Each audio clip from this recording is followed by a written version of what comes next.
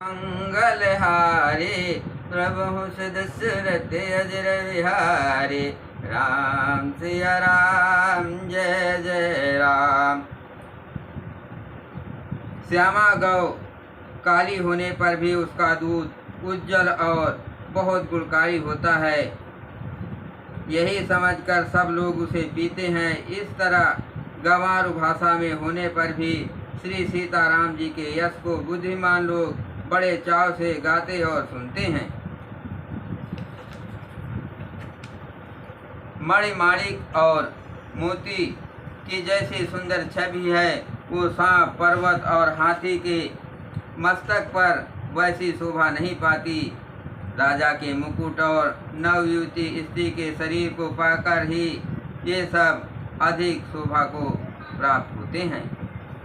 इसी तरह बुद्धिमान लोग कहते हैं कि सुकवि की कविता भी उत्पन्न और कहीं होती है और शोभा अत्यंत कहीं आती है। अर्थात कवि की वाणी से उत्पन्न हुई कविता वहाँ शोभा पाती है जहाँ उसका विचार, प्रचार तथा उसमें कथित आदर्श का ग्रहण और अनुसरण होता है। कवि के स्मरण करते ही उसकी भक्ति के कारण सरस्वती जी ब्रह्मलोक को छोड़कर दौड़ी आती हैं। सरस्वती जी की दौड़ी आने की यो थकावट रामचरितमानस रूपी सरोवर में उन्हें नहलाने बिना दूसरे करोड़ों पाँव से भी दूर नहीं होती। कवि और पंडित अपने हृदय में ऐसा विचार कर कलयुग के पापों को हरने वाले श्री हरि के यश का ही गान करते हैं। संसारी मनुष्यों का गुणगान करने से सरस्वती जी सिर धुनकर पछताने लगती हैं कि मैं क्यों इसके बुलाने पर आई। बुद्धिमान लोग हृदय को समुद्र, बुद्धि को सीप और सरस्वती को स्वाति नक्षत्र के समान कहते हैं। इसमें यदि शेष विचार रूपी जल बरसता है तो मुक्तामणि के समान सुंदर कविता होती है। उन कविता रूपी मुक्तामणियों की युक्त से वेद कर फिर रामचरितमानस रूपी सुंदर तागे में पिरोकर सज्जन लोग अपने निर्मल हृदय में धारण करते हैं, जिससे अत्यंत अनुराग रूपी शोभा होती है। वे अत्यधिक प्रेम को प्राप्त होती है।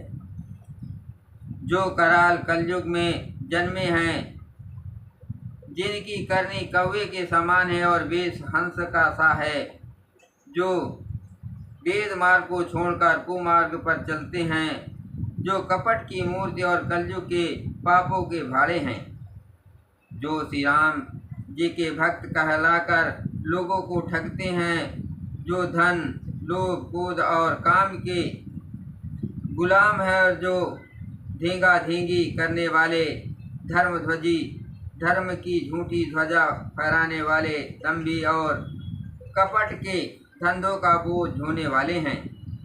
संसार के ऐसे लोगों में सबसे पहले मेरी गिनती है। यदि मैं अपने सब अवगुणों को कहने लगूं तो कथा बहुत बढ़ जाएगी और मैं पार नहीं पाऊंगा। इससे मैंने बहुत कम अवगुणों का वर्णन किया है। बुद्धिमान लोग थोड़ी ही में समझ लेंगे। मेरी अनेकों प्रकार की विनती को समझकर कोई भी इस कथा को सुनकर दोष नहीं देगा। इतने पर भी शंका करेंगे वे तो मुझसे भी अधिक मूर्ख और विद्वान के कंगाल हैं। मैं न तो कवि हूँ न चतुर कहलाता हूँ। अपनी बुद्धि के अनुसार श्री राम जी के गुण गाता हूँ। कहाँ तो श्री रघुनाथ जी के अपार चरित, कहाँ संसार में आसक्त मेरी बुद्धि।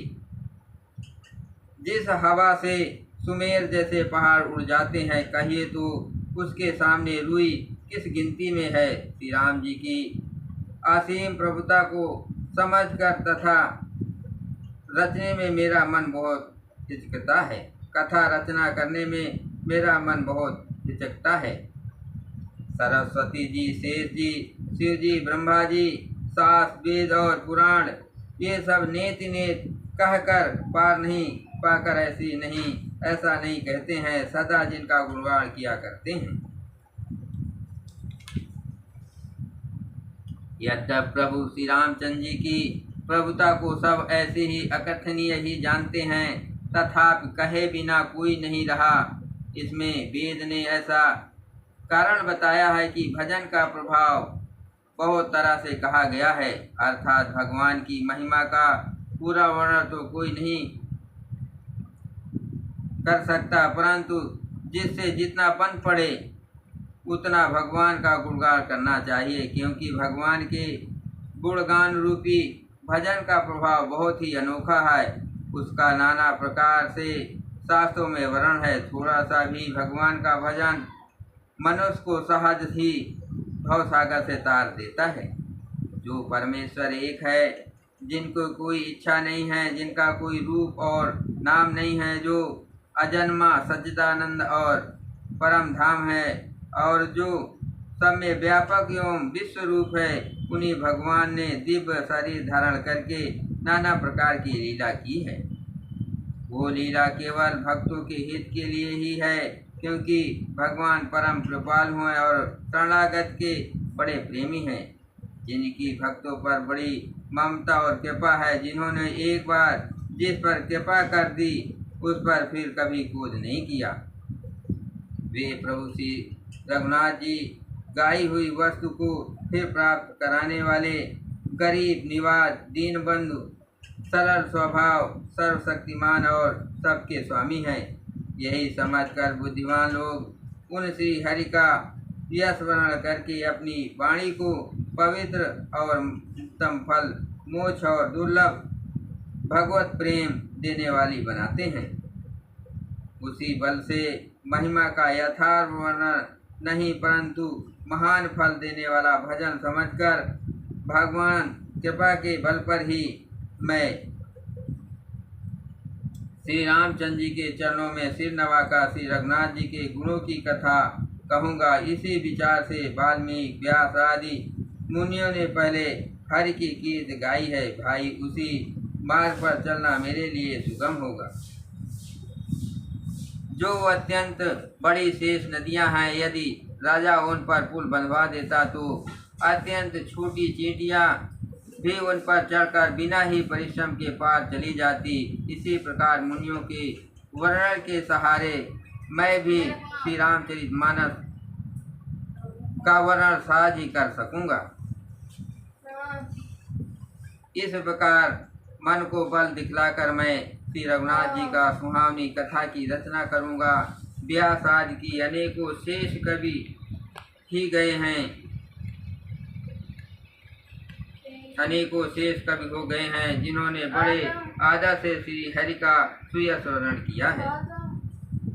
मैं उन सब शेष कवियों के चरण कमलों में प्रणाम करता हूँ। मेरे सब मनोरथों को पूरा करे। कलयुग के भी उन कवियों को मैं प्रणाम करता हूँ, जिन्होंने श्री रघुनाथ जी के गुण समूह का वर्णन किया है। जो बड़े बुद्धिमान प्रकृति कवि हैं, जिन्होंने भाषा में हरि चरित्रों का वर्णन किया है। जो ऐसे कवि पहले हो चुके हैं, जो इस समय वर्तमान में हैं और जो आगे होंगे, उन सबको मैं सारा कपट त्याग कर प्रणाम करता हूँ। आप सब प्रसन्न होकर ये वरदान दीजिए कि साधु समाज में मेरी कविता का सम्मान हो, क्योंकि बुद्धिमान लोग जिस कविता का आदर नहीं करते, मूर्ख कवि ही उनकी रचना का व्यर्थ परिश्रम करते हैं। गीत, कविता और संपत्ति वही उत्तम है जो गंगा जी की तरह सबका हित करने वाली हो। श्री रामचंद्र जी की कीर्ति तो बड़ी सुंदर, सबका अनंत कल्याण करने वाली है, परंतु मेरी कविता भद्दी है, ये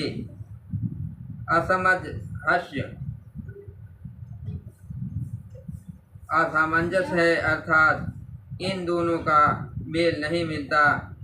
इसी की मुझे चिंता है। परंतु हे कवियों, आपकी कृपा से ये बात भी मेरे लिए सुलभ हो सकती है। रेशम की सिलाई टाट पर भी सुहावनी लगती है।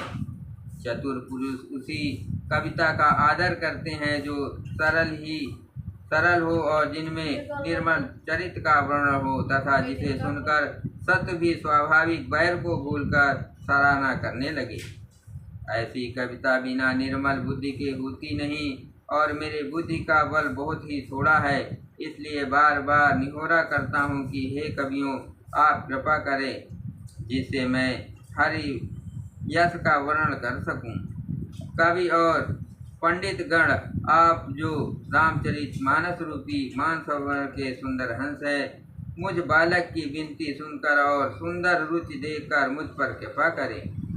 मैं उन वाल्मीकि मुनि के चरण कमलों की वंदना करता हूँ जिन्होंने रामायण की रचना की है, जो खर राक्षस सहित होने पर भी खर कठोर से विपरीत बड़ी कोमल और सुंदर है, तथा जो दूषण राक्षस सहित होने पर भी दूषण अर्थात दोष से रहित हैं। मैं चारों वेदों की वंदना करता हूँ, जो संसार समुद्र के पार होने के लिए जहाज के समान है, तथा जिन्हें श्री रघुनाथ जी का निर्मल यश वर्णन करते स्वप्न में भी खेद थकावट नहीं होता। मैं ब्रह्मा जी के चरण रज की वंदना करता हूँ, जिन्होंने भवसागर बनाया है, जहाँ से एक और संत रूपी अमृत चंद्रमा और कामधेनु निकले और दूसरी ओर दुष्ट मनुष्य रूपी विष और मदिरा उत्पन्न हुए। देवता, ब्राह्मण, पंडित, ग्रह, इन सबके चरणों की वंदना करके हाथ जोड़कर कहता हूँ कि आप प्रसन्न होकर मेरे सारे सुंदर मनोरथों को पूरा करें। फिर मैं सरस्वती जी और देव नदी गंगा जी की वंदना करता हूँ। दोनों पवित्र और मनोहर चरित्र वाली हैं। एक गंगा जी स्नान करने और जल पीने से पापों को हरती है, और दूसरी सरस्वती जी गुण और यश कहने और सुनने से अज्ञान का नाश कर देती हैं। श्री महेश और पार्वती जी को मैं प्रणाम करता हूँ, जो मेरे गुरु और माता पिता हैं, जो दीन बंधु और नित्य दान करने वाले हैं, जो सीतापति श्री रामचंद्र जी के सेवक, स्वामी और सखा हैं, तथा मुझ तुलसीदास का सब प्रकार से कपट रहित सच्चा हित करने वाले हैं। जिन शिव पार्वती ने कलयुग को देखकर जगत के हित के लिए सावर मंत्र समूह की रचना की, जिन मंत्रों के अक्षर बेमेल हैं, जिनका ना कोई ठीक अर्थ होता है और ना जप ही होता है, तथापि श्री शिव जी के प्रताप से जिनका प्रभाव प्रत्यक्ष है, वे उमापति शिव जी मुझ पर प्रसन्न होकर श्री राम जी की इस कथा को आनंद और मंगल की मूल उत्पन्न करने वाली बनाएंगे। इस प्रकार पार्वती जी और शिव जी दोनों का स्मरण करके और उनका प्रसाद पाकर मैं चाव भरे विचार से श्री रामचरित का वर्णन करता हूँ। मेरी कविता श्री शिव जी की कृपा से ऐसी सुशोभित होगी, जैसे तारागणों की सहित चंद्रमा के साथ रात शोभित होती है।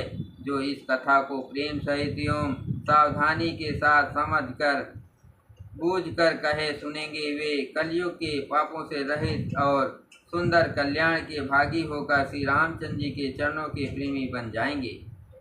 यदि मुझ पर श्री शिव जी और पार्वती जी की स्वप्न में भी सचमुच प्रसन्नता हो, तो मैंने इस भाषा कविता जो प्रभाव कहा है वो सब सच हो।